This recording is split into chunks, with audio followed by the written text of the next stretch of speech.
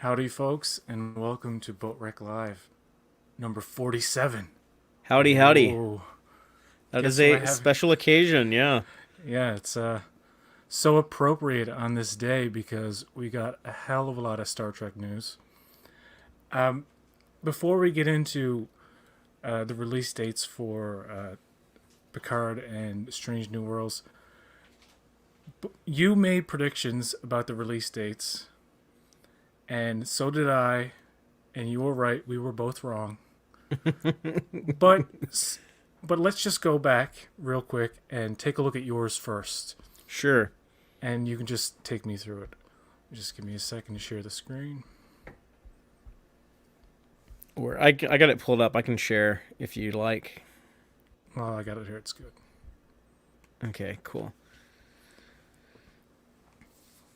Yeah, so this is what I forecasted a while ago. I think it was like at the beginning of the year. Maybe like 2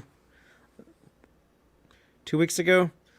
Um But yeah, I figured we would get some big announcements soon with Picard on the horizon and with the kind of shuffle of Prodigy and Discovery. So this was my prediction for the 51 episodes of Star Trek announced to come out in 2022, which has now been disproven.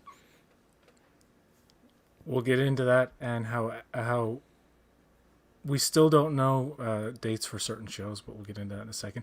Now let's real quickly just take a look at my prediction. I forgot to put the caption that said your prediction, so people wouldn't be confused, but that's okay.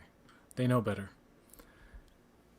This is this is what I predicted the schedule would be.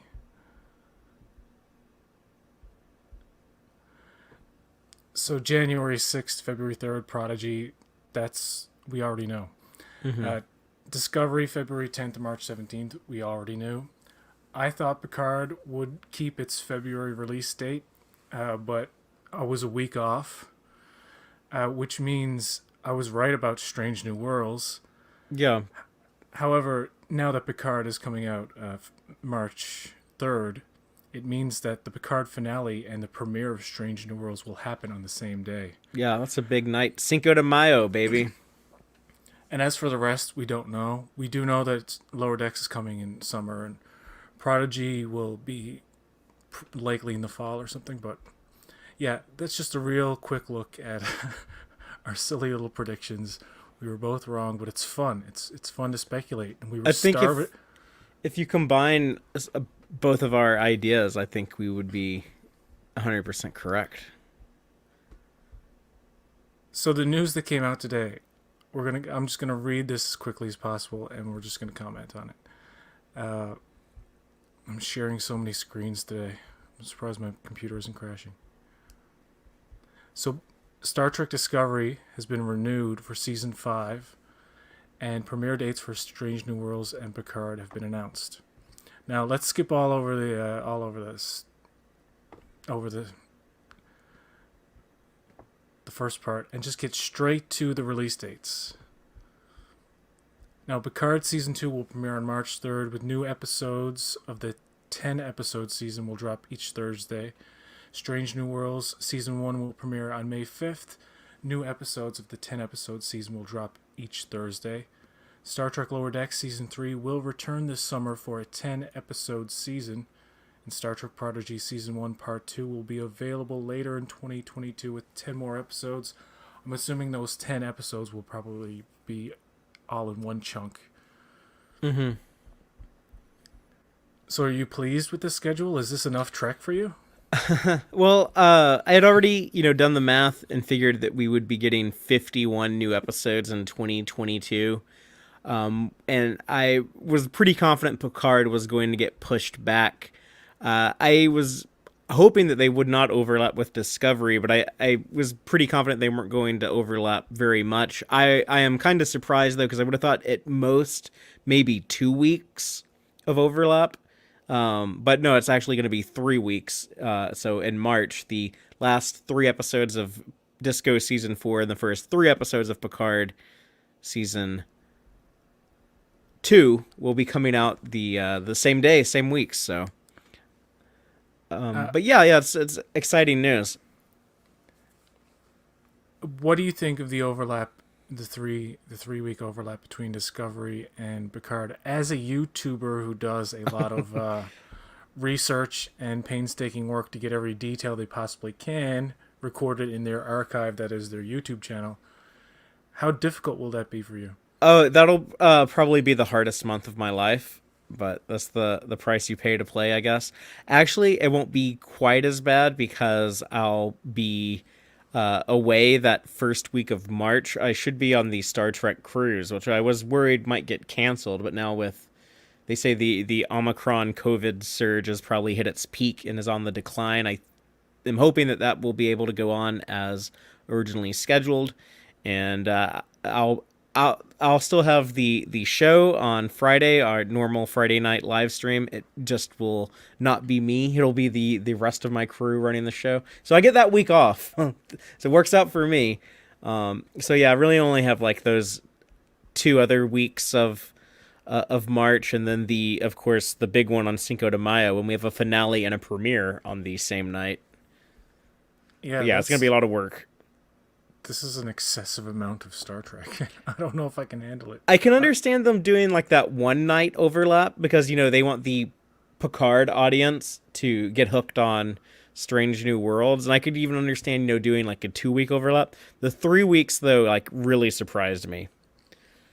So we also have season renewals as well. For the first one being that Star Trek Discovery is getting season 5. I'll just read this article, this paragraph real quick. Discovery, Strange New Worlds, and Lower Decks get more seasons. The 4th season of Discovery is set to come back from hiatus on February 10th, and now Paramount Plus has officially announced a 5th season for the series, which will comprise of 10 episodes, bringing it in line with all other Star Trek shows. I must have glanced over that at first. I didn't realize it was only 10. No word yet on when the 5th season will go into production or premiere. While it doesn't come as a surprise, as Discovery remains the most streamed original series on Paramount Plus, fans were eagerly awaiting the news. Yeah, I'm gonna guess that it will go into production in the spring, sometime probably April or May. I think they'll start. That's usually in line with their schedule. They have a pretty easy to figure out schedule in terms of like they usually go back into filming right after the previous season is like done. Isn't that the case? Yeah, And they tend to be writing. They write a season while the other season is on, and then they'll announce like halfway through the season they'll announce the renewal, and then shortly after everything's aired they'll begin production on the new season. Paramount Plus also announced a couple of other exciting yet expected renewals. They have picked up a 2nd season of Star Trek Strange New Worlds, the upcoming new series starring Anson Mount as Captain Christopher Pike. Earlier reporting indicated that the season could go into production in February in Toronto. And finally, Star Trek Lower Decks has been renewed for a 4th 10-episode season. That's not surprising at all. Yeah, the Strange New Worlds thing, although it had not been officially announced, everyone was talking about how, that they're about to begin shooting in Toronto in early February. So totally not surprised by that.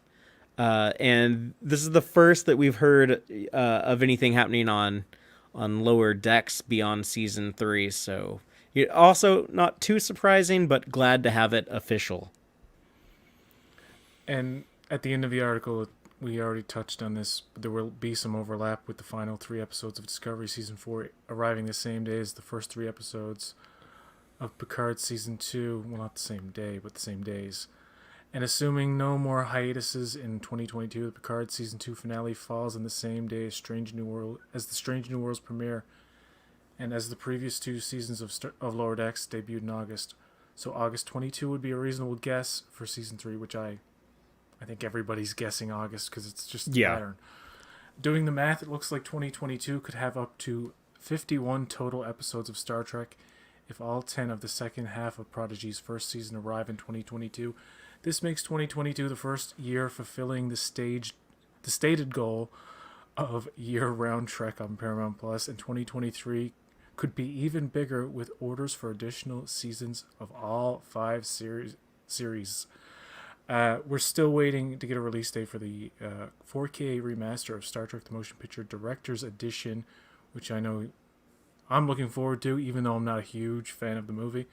I just want to, just as a curiosity, I just want to see what that would look like in 4K, and that will debut on Paramount Plus sometime this year. Well, the theatrical cut looks gorgeous in 4K, but I am someone who prefers the director's cut, so I will be looking forward to watching that later this year. I'm thinking that's going to be in December, based on some of the things they've said.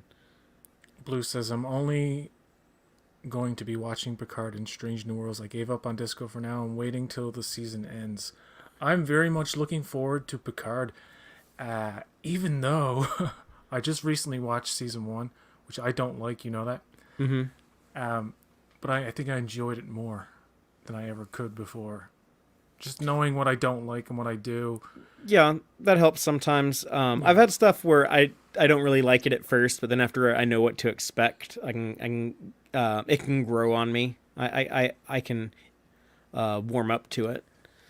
And Strange New Worlds is the first, I believe, live-action Star Trek show that has been renewed for a second season ahead of its first season even debuting. Did they do that with Picard? I don't think they even talked about it, season 2 before Picard aired. I don't think they said anything official. I could be wrong, but they probably had a plan behind closed doors, but I don't think they had publicly announced a second season until after it had already premiered. I'm getting those spam messages in the comments again. It's weird. Anyway. What are you most excited for in 2022? Like, if you had to choose, which is the one? Oh, well. It's going to be a tight race between Strange New Worlds and Picard. Picard, we've been waiting 2 years for the second season. It's the longest gap between seasons in Star Trek ever. But also Strange New Worlds. That's the show that arguably some people have been waiting on since 1964 with the first attempted pilot of Star Trek. Yeah. So if I could cheat and have two answers, I would say both of those.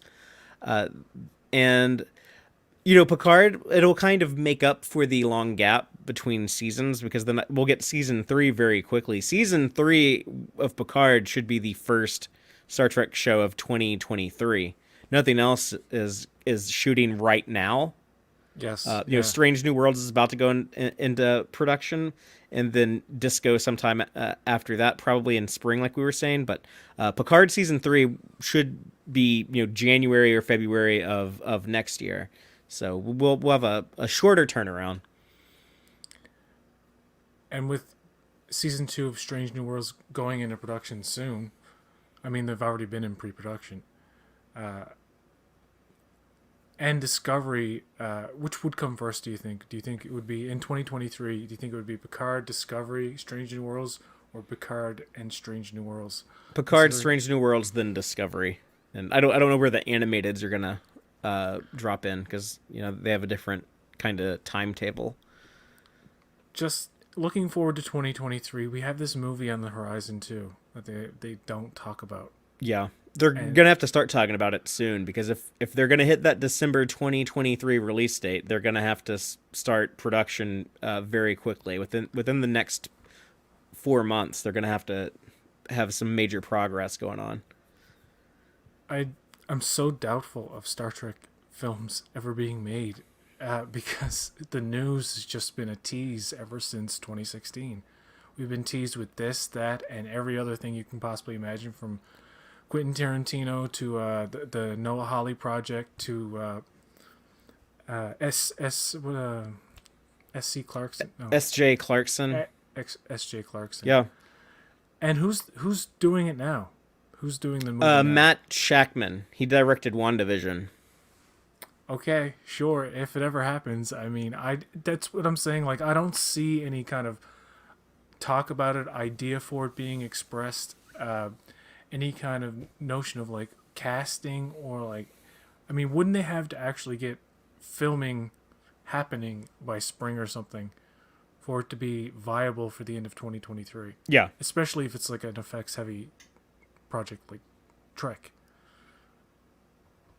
Yeah. Yeah, they'll be starting production sometime in the spring if they're going to make that deadline. So we'll find out. There's going to be another Trek movie eventually, I've no doubt.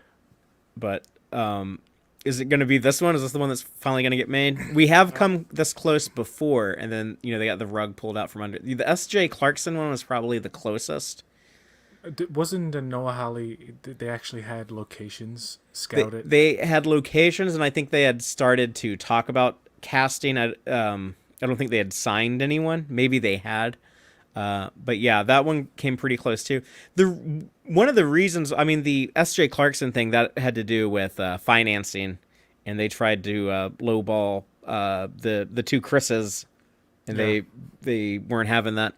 The reason why we've kind of had nothing actually go into production since then is there's been a huge just kind of shuffle with Paramount Films and Viacom and who is in charge of those movies and who isn't.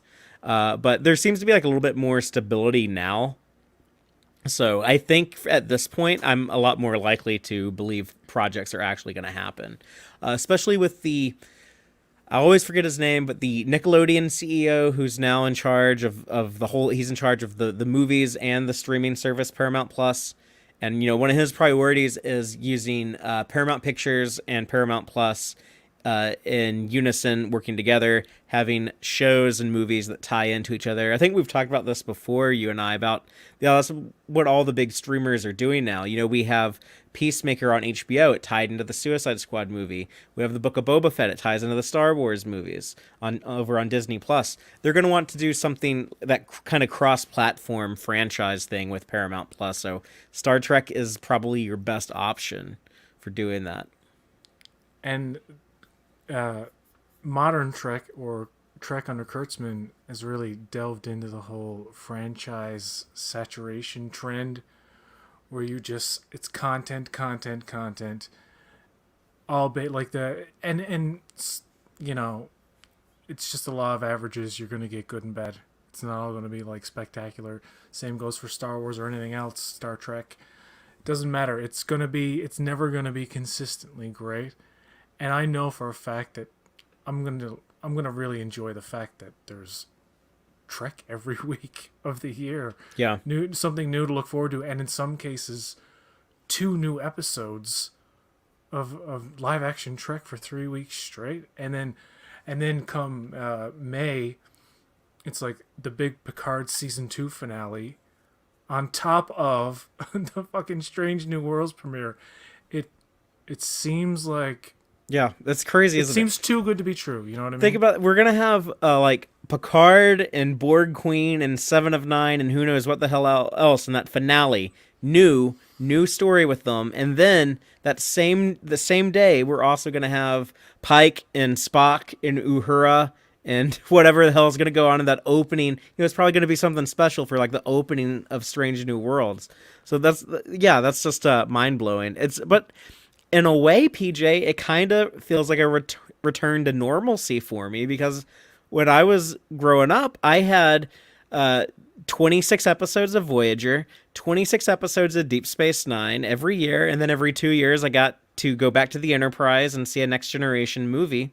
So this is the same amount, but yeah, 2022 is the biggest year for Star Trek ever, probably, because of the variety of shows, the amount of episodes. It's a lot. Definitely in terms of money spent. Holy shit! Like just the money, and I don't know. It's so hard to tell how popular things are. They can just say that Discovery is the most watched original Paramount Plus show. Well, I mean, they're in their infancy, so I mean that's not hard to believe. But it's not like, it doesn't tell you much. It doesn't tell you numbers, and that's the thing with streaming. It's like they're less concerned with numbers and more about more content equals more subscribers. That's just the way it is. More new content coming out every week. That's all people want now, is just something new every week. They don't want you There, to unsubscribe at the end of the season, so they have to exactly. have and everyone wants that. And we're getting there with the other stuff. Disney wants that. They want Star Wars year round. They how many Star Wars shows they have in development? They want Marvel. We're getting Moon Knight, She Hulk, Ms. Marvel, all of that. And the DC universe. I know it got because of the stuff with HBO and AT&T and all that, whatever. But DC Universe is actually the first ones who got to it because they used to have every Friday. It was either an episode of Young Justice or Stargirl or Swamp Thing or Titans or Doom Patrol. When one season would finish, the next week another one would begin, and then they kind of got hit by COVID, and then they folded all of that into HBO Max or whatever. But they were the first ones to do it. Star Trek is the second. Paramount Plus is honestly like the second person to pull it off. They beat Disney to it, which it's kind of surprising, but this is the way that it's the way it ended up. Uh, Blue says you can't see past your own biases about the show. LOL. Believe me, people love this stuff. I have no doubt that there are eyes on it. I mean, Discovery for one thing was like a worldwide show. It was on Netflix all over the world. I mean, so many people had access to it for 4 years Now they're gonna or have to 3 years. pay for Paramount Plus to get it. And the overlap is going to be different for people internationally too. And I think, I honestly think, I can only speculate because literally there's no information that is available. I mean, you can look at the Canadian television ratings for Discovery and Picard and stuff like that, but those tell you like close to nothing. But it's a different experience for international audiences because Discovery won't be so readily available. I'm assuming by March 5th, when Picard Yeah. comes out. So the overlap won't matter to some people, I guess, or they'll only get the option of watching one. Like Picard is on Amazon internationally. Discovery is on some kind of Pluto thing with ads internationally, I think. Yeah, and you can buy the episodes through Apple or Amazon or what have you. Like I they're available see. for purchase. That's. But I don't know. Paramount Plus trying to be yanking it away and taking it off Netflix completely. I just thought it would just be permanently there. Had no idea that, and that was a kind of blow to the fans that was totally Yeah, unexpected. and I don't think the way that was announced, I don't think it was actually planned. I think that was negotiations fell through with Netflix. Because Netflix can be a little pissy when people start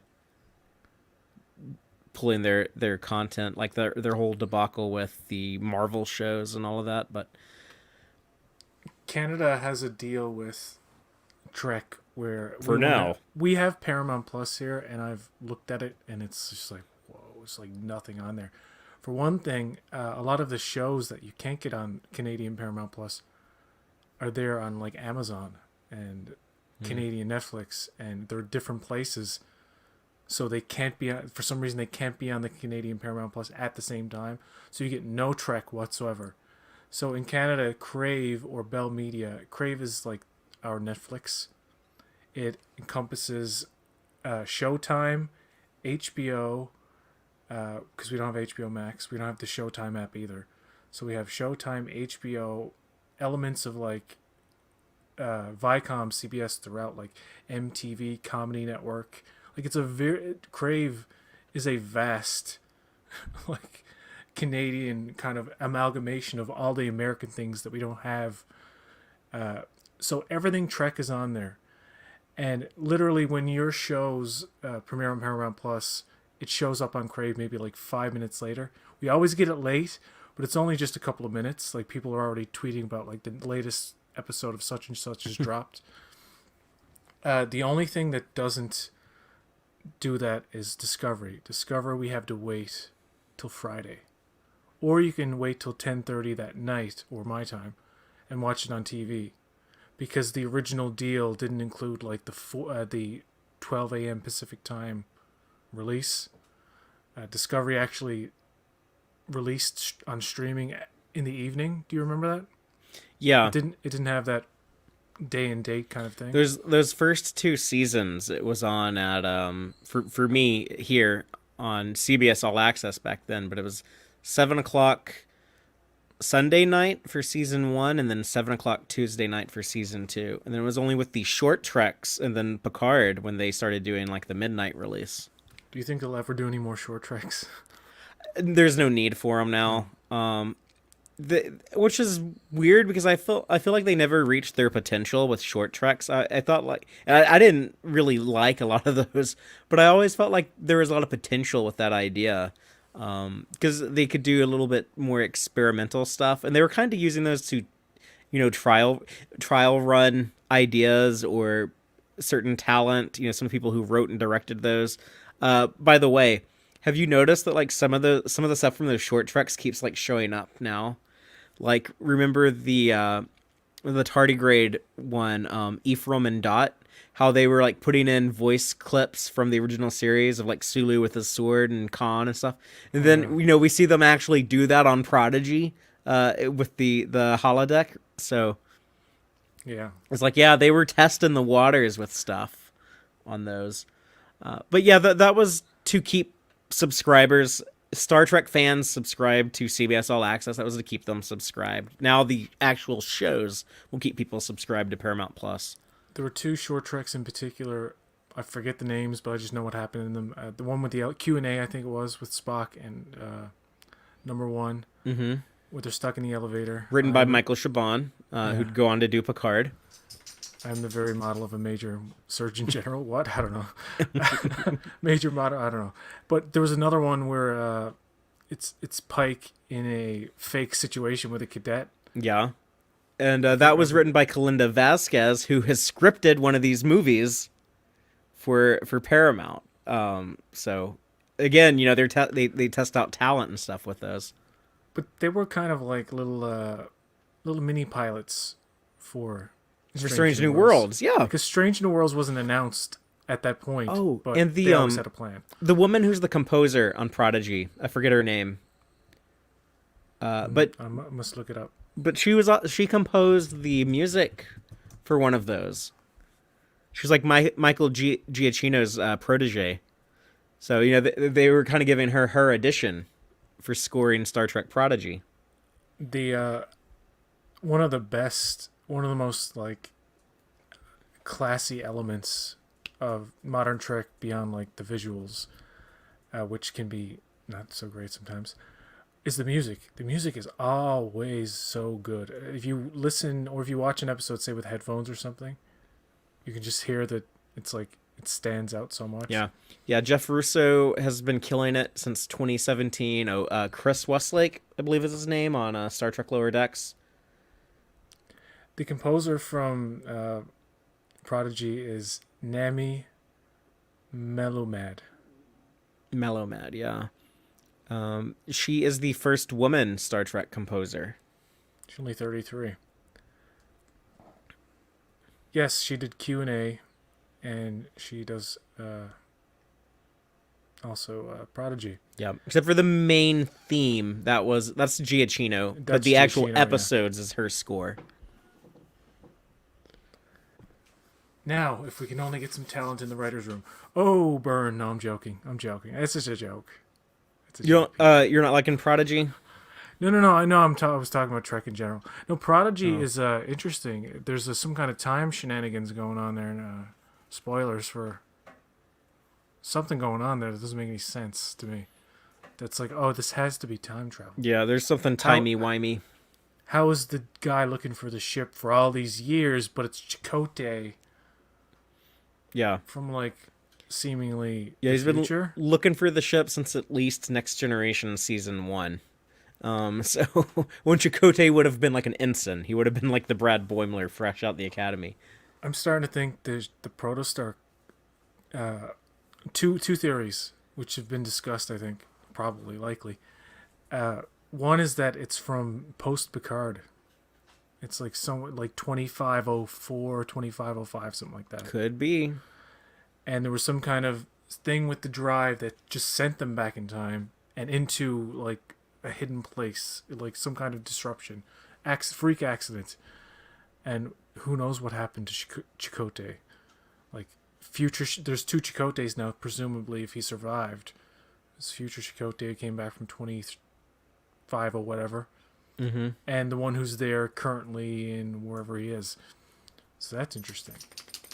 The second theory is that they're actually from the Kelvin universe. Yeah. I hear people saying that. I don't think that's going to be the case.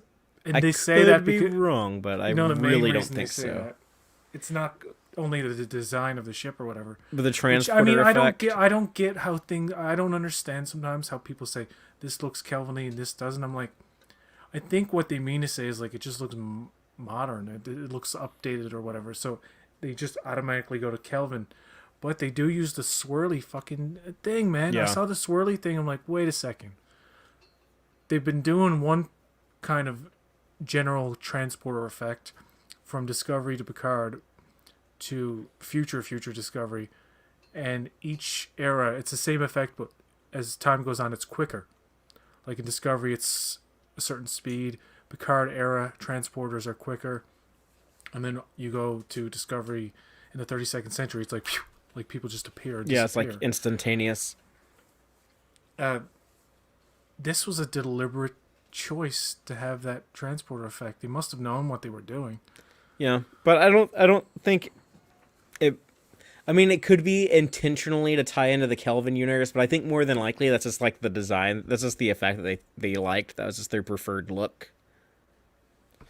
But I don't know. I could be wrong. I mean, for a ship that's supposed to be from the Kelvin universe, according to some people, their Spock on the holodeck sure seemed a lot more Leonard Nimoy than Zachary Quinto. But yeah, that would kind of defeat that argument, wouldn't it?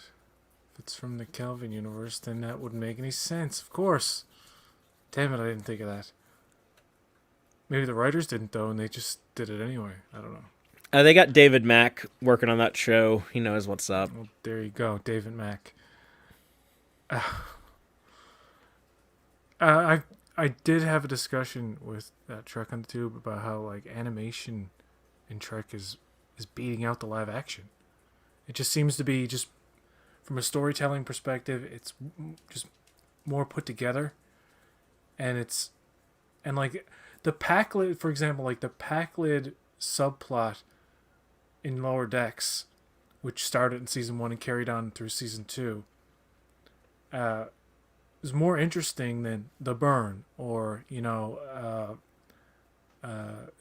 Thulu, I guess is what you would call the villain in Picard season 1, the evil AI that's going to come through. None of that is interesting, but like the animated stuff tends to be very intriguing, like the mystery of the Protostar. Like that's a mystery I'm dying for them to fucking resolve, and for some reason I don't feel the dread that that it might not be satisfactory. I know it's going to be something cool and trippy, even though it's probably some time shenanigans, which I don't know, man, they're always falling back on lately. It's like a recycling of the Star Trek tropes. Like Picard season 2. Borg, time travel. It's like the safe bets. And I'm wondering, like, do they really have a good story to tell, or will it be just empty? Like Q, Borg, time travel. They're your Star Trek ingredients. Enjoy. And if you don't enjoy it, then I don't know what to tell you. Like there has to be something more to it. I mean, it can't be as bad as season 1. I'm sorry. Season 1 for me, I can enjoy it on a certain level now. But man, was I just so let down and pissed off with that show. I'm glad you're liking it more. I mean, I really loved Picard season 1. I was a little underwhelmed with the ending, with the season 1 finale. But I was having a lot of fun, watching that week to week at the time. And I'm pretty hyped for season 2, but I can tell that it's going to be very different. And if you recall, like with Discovery, that's a show that like was constantly changing direction. I think they finally have some stability there now, with Michelle Paradise actually being a showrunner for an entire season, for 2 entire seasons at this point. And I think Discovery is better than ever in where we're at now in season 4. So it does pay off. But I don't think it'll be that big of a shift with Picard, but I think there will be like a little bit of a shift. Do you think No, I'm not trying to say like I want it to end. But do you think 5 seasons with this 10 episode order hints or indicates that maybe it could be the final season? Every season of Discovery since they announced the season 2 renewal, I've been very confident they were any moment going to announce another season. But it is only now with season 5 that this is the first time I'm like, this could be the end. It's hard to keep TV shows going longer than 5 seasons, especially these days. You tend to get a lot more expensive. You tend to have actors that want to move on and do other stuff, or they want more money every year. I don't blame them. I would too. If you look at Netflix, they have a lot of their shows 3 seasons done. Yeah, well, this is a Netflix model, but It's like some shows need to know when to quit. I think Discovery is just like it. I can compare it to a show. I'm not going to get into what the show's about, but there's a show called Ray Donovan. It's just about a fixer with an Irish family. They're all crooked. That's a show that lasted 7 seasons when it should have lasted 5. It was like it was like okay, 5 is good, and then I watched it anyway in the 6th and 7th season, even though I'm like, this is kind of hard to watch because I'm kind of done now with Ray Donovan. It's one of those shows I could take or leave. Discovery is the exact same thing where, like, I think it will outstay its welcome past a certain point. Now, it's not to say that Discovery should go away. I think with modern Trek, if Discovery's like the first show that is done, like it has its conclusion, I think there's plenty of opportunity for Paramount Plus, which they're already doing with their South Park and Beavis and Butthead franchises, is to just create movies. And they don't even have to be necessarily like a whole 2 hours or even an hour and a half. They can be like 65, 75 minutes even. And that's how that's an option. That's how you continue shows that have gone away. HBO they just recently concluded the crappy 7th season of Ray Donovan with Ray Donovan the movie, which was like bored me to tears. Sometimes it doesn't work, but there was a show called Deadwood on HBO, which ended very prematurely in its 3rd season. And they got a movie. The movie really did a great job at kind of wrapping things up and giving closure. So I think like even The Expanse, which just recently ended. No spoilers, but if you watch the end of The Expanse, there's more story. It's like there's no Yeah. It seems like the end of a season, but it doesn't feel like the end of the show. And I'm thinking like they could definitely come back with a feature. Yeah. Straight to Amazon Prime feature to tell a part of the continuous story. They can definitely do that with Trek. Well, they also have a 25-year time leap if they follow what happens next in the books on The Expanse. So it's probably a good time now to take a break for that show. Like they could wait 25 years and then do like a revival of The Expanse. When do you think we're going to start seeing previews for Lower Decks and Strange New Worlds? There's a Mission Chicago. When is that coming up? That is April 8th, 9th, and 10th. I think it'll be then. Are you going to that? You're going to that, right? Yeah, that's the plan. I should be there. I don't think we'll get a what is it? Strange New Worlds. We might get a Strange New Worlds trailer before then. It'll be like just a month before the show comes out. I think we might get one very soon. Yeah. And then we'll probably around the time Picard starts. We'll have a trailer for Strange New Worlds, and then they'll probably do something else big there at Chicago. I don't know. This is the first time that Star Trek has really been in where CBS Viacom has been really involved with their official convention. Before when they were doing Vegas as the official convention, they had a little bit of involvement. They were mainly just letting Creation run the entire show. Now what they're doing with Reed Pop, they might have a bigger hand in what's going on. So there could very well be official announcements, or do a big trailer, or maybe even show the first episode of Strange New Worlds. I saw some people speaking. I'm like, I don't know if we'll get it. That'll be what 4 weeks early. 4 weeks early. So that's kind of, it's possible, but I mean, That's not that's, beyond belief, though. I mean, yeah. that would be a real treat. Like you got to see the first 3 episodes or some shit. I don't think they're going to give us the first No. 3 episodes, but Yeah. I mean, I'll sit there and watch them if they do, but I just hope we see a trailer very, very soon because I just want to. We kind of there was that behind the scenes kind of video that highlighted the characters, where you technically gotta look at what everything looks like, but in terms of like the actual story and what it's about, I can't wait. I just like the anticipation is killing me. What else did I want to talk about? I think we've. well, let me ask you We've reached about an impasse. if I can just let me ask you about Discovery season 5. Do you think that'll be the final season? I think I think I've said every year, season 2 might be its last. Season 3, like it's never a thing where I'm ever sure it's going to continue or not. Oh, you're the Until they opposite of me. And you have to just wait till halfway through whatever season they're at now, and then they announce it. It's like clockwork. It's like this was a bit late. This if Discovery was still airing, it would have been like announcing the 5th season, 11 or 12 episodes in, which usually they did it like halfway through the season. Mm-hmm. And if it is the final season, I don't think they're gonna outright say that.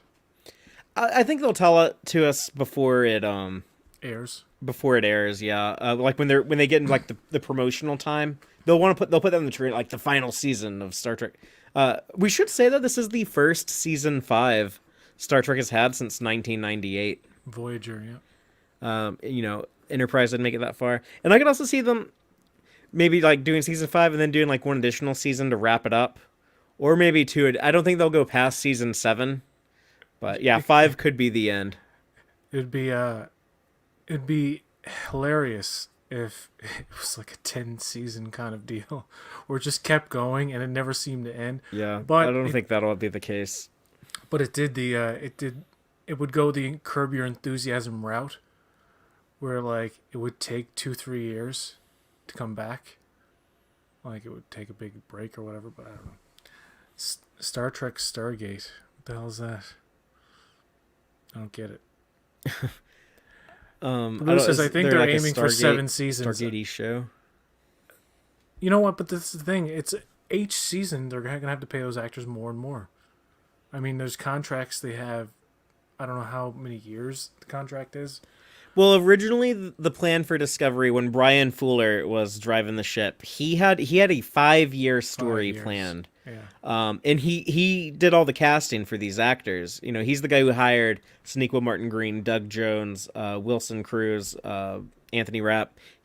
They were all hired by Brian Fuller, and that was what he was telling them, to expect.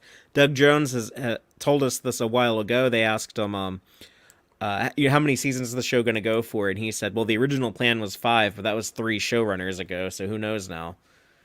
And you think about back in the day when they had to do 25 or whatever episodes of an hour-long sci-fi drama. That killed them back then. I mean, if you look at Center Seat, the episode with Enterprise, just like the heightened kind of like production value of that show equal to like the Order. Like if you look back in that show now, that's a show that they should have just did 10 to 13 episodes for. Like to do like the old school more than 20 episodes for a show like that was absolutely brutal. Yeah. But nowadays they do 10 to 13 episodes or 10 to 14 episodes, and that's even more brutal like than back in the day because you have technology to help you as well. I suppose the wall or the AR wall in season 4 of Discovery actually saved them a lot of money in terms of it was easier to come in on an episode on budget, which apparently a lot of shows that involve heavy special effects tend to go over, but just good producers tend to keep that in line. But the AR wall was really effective. Yeah. The Expanse has always been at risk of being canceled prematurely because it is such an expensive show. Exactly. That's why I think the last season was so short. And that's a thing. What Discovery's first season was 15, and then I think every season after that, 2, 3, and 4 are going to be 13, right? Yeah. Well, one and two were both originally supposed to be 13, but then they decided to add 2 episodes to season 1, and then with season 2, they just their finale was getting so big that they decided just to split it into 2 episodes. So there's 14 in season 2 as well. There's 15 in 1, 14 in 2.